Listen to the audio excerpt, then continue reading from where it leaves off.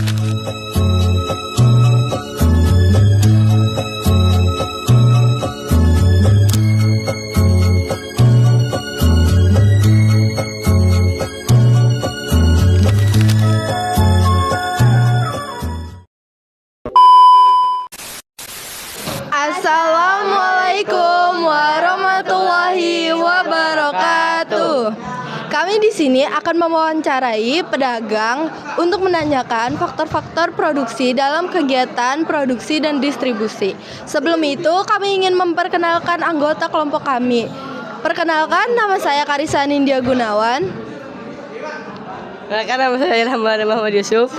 Perkenalkan, nama saya Fajila Faida Azmi. Perkenalkan, nama saya Ramadan Neo Aliman. Perkenalkan, nama saya Siti Maya Sipa. Selamat menyaksikan. Oke, jadi di sini sebelumnya dengan siapa? Bapak Abi. Oke, jadi pertanyaan pertama, sejak kapan Bapak mulai berjualan di tempat ini? Kurang lebih 3 bulanan. Yang kedua, apa jenis barang atau makanan yang Bapak jual? Cemilan, otak-otak tahu crispy. Dan yang terakhir, mengapa memilih jenis dagangan tersebut? Banyak digemari di kalangan remaja sih, lebih tepatnya. Yang suka gurih-gurih sekarang, kebanyakan orang suka. Baik, kita di sini lanjut ke pertanyaan sesi 2, yaitu dari mana Bapak mendapatkan bahan baku dagangan setiap harinya? Dari pasar. Di pasar, oke. Apakah bahan bakunya selalu mudah didapat gitu, Pak? Sangat mudah sih di toko-toko pasar. Oke. Apakah harga bahan baku sering berubah? Bagaimana pengaruhnya terhadap usaha Bapak? Kalau harga sih masih stabil ya. Ya, Harganya masih stabil. stabil ya, Pak.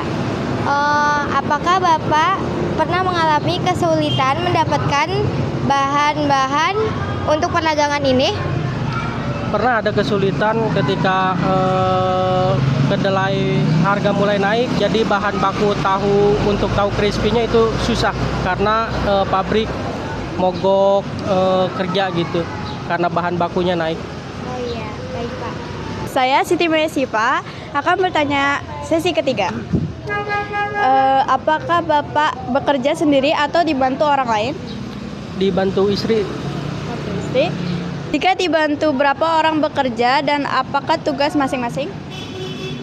Saling membantu aja sih. Saya ngegoreng, istri saya yang ngelayanin pembeli gitu. Bagaimana cara Bapak membagi waktu antar produksi dan menjualnya? Simple sih, membagi waktu ya. Iya. Biasa aja lah, simple. Oke, gitu aja. Oke. Dari mana asal modal awal untuk membuka usaha ini? Pertama sih ngojek ya, ngumpulin buat modal usaha. Oke. Pertanyaan yang kedua, berapa besar kira-kira modal yang dibutuhkan untuk memulai usaha ini? Lumayan sih, cukup gede juga ya. Bagaimana cara Bapak Ibu mengatur keuangan agar usaha tetap jalan? Lebih tepatnya sih nggak boros gitu. Lanjut saja pertanyaan berikutnya. Yang pertama, mengapa memilih lokasi ini untuk berjualan? Lokasinya sih strategis ya. Strategis, banyak orang yang lalu lalang, tempatnya juga rame, jadi tempat ini cocok lah buat jualan. Selanjutnya, apakah Bapak membayar sewa tempat atau izin tertentu untuk berjualan di sini? Ada izinnya, kita ada.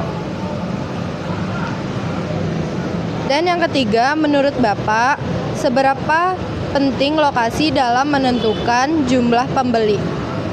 Sangat penting ya, karena mempengaruhi omset penjualan juga. Kalau kita jualan di tempat yang sepi, ya omset kita kecil. Kalau di tempat yang ramai, omset juga bakal naik bagus atau banyak. Selanjutnya, bagaimana cara Bapak mendistribusikan barang dari tempat pembuatan ke tempat jualan? Beli sih di pasar, banyak barang-barang langsung jadi di pasar langsung beli.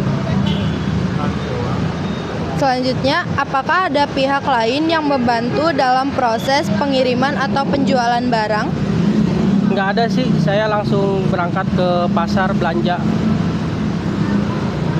Dan yang terakhir, apakah pernah mengalami kendala dalam distribusi, misalnya cuaca, transportasi, jalan macet, dan lain-lain?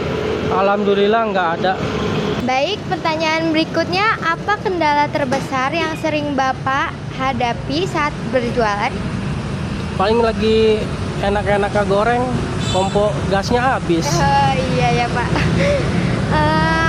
Lanjut, pertanyaan berikutnya itu ada apa yang biasanya Bapak lakukan untuk mengatasi kendaraan tersebut? Untuk mengatasi, ya kalau gasnya habis, buru-buru kita ke warung beli gas. Iya ya. Menurut Bapak, apa yang paling dibutuhkan agar usaha bisa berkembang lebih baik? Bahan-bahan baku sih. Jadi itu yang lebih dibutuhkan ya. Iya. Apa harapan Bapak terhadap usaha ini di masa depan? Harapannya sih berjalan dengan lancar lah, gitu aja. Oke. Apa pesan Bapak bagi orang yang ingin memulai usaha seperti ini? Bagi orang yang mau mulai ya, Ya. niat sama usaha deh, gitu aja, semangatnya juga. Oke, terima kasih Pak. Berdasarkan hasil wawancara dengan penjual, dapat disimpulkan bahwa kegiatan usaha yang dijalankan melibatkan berbagai faktor produksi penting. Sumber daya alam yang digunakan berupa bahan baku seperti otak-otak, tahu, dan bumbu-bumbu yang dibutuhkan penjual.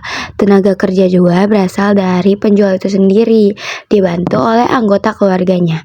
Serta modal usaha berasal dari modal pribadi yang dikumpulkan dari hasil pekerjaan Gojek untuk membeli bahan baku, alat masak, dan perlengkapan jualan. Tempat usaha juga berada di sekitar lingkungan yang ramai. Dalam hal distribusi barang, penjual menjual produknya secara langsung kepada konsumen tanpa perantara. Adapun faktor pendukung usaha ini adalah lokasi yang strategis dan banyaknya peminat.